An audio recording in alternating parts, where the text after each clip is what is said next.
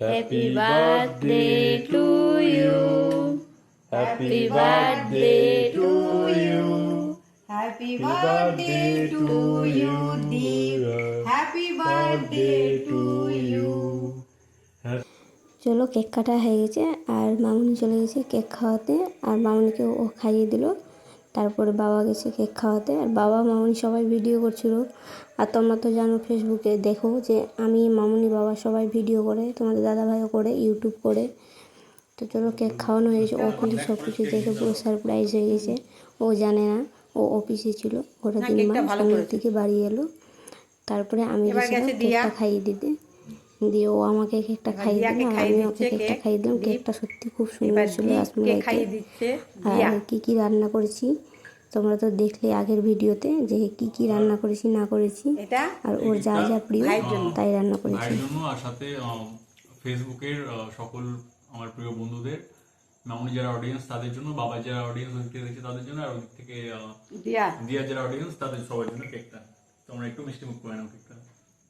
পায়েসটা খাই দিই, জন্মদিনের পায়েস। এটাই হচ্ছে মেন বাঙালির।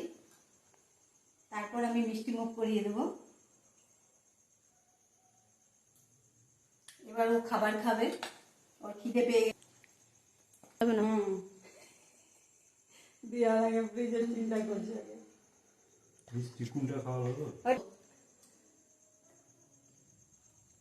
ও আজকে সারপ্রাইজ হয়ে গেছে, ও সকাল থেকে কিছুই জানে না। থ্যাংক ইউ এই আয়োজনটার জন্য বাড়ির সবাইকে, স্পেশালি মামুনি।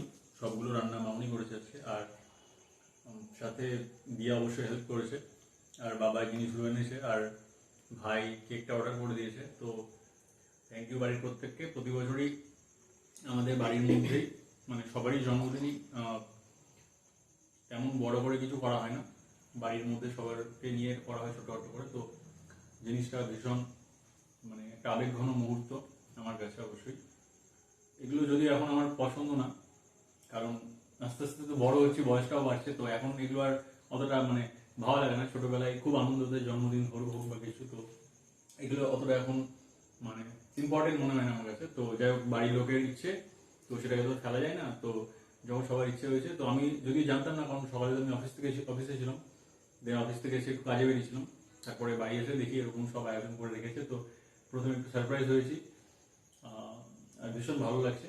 তো থ্যাংক ইউ বাড়ির প্রত্যেককে। যাতে কাজের ক্ষতি না হয় সেজন্য আমি রাত্রিবেলায় করলাম ওর জন্মদিনটা। প্রত্যেকবার আমি করি দিনের বেলায়। কেমন হয়েছে? ভালো হয়েছে। আচ্ছা, মিক্স ফ্রাইড রাইস তো ওর ভীষণ পছন্দের, ওই জন্য ওর ভালো লেগেছে। তো চলো, কেমন লাগছে তোমাদের অবশ্যই কমেন্ট করে জানাবে।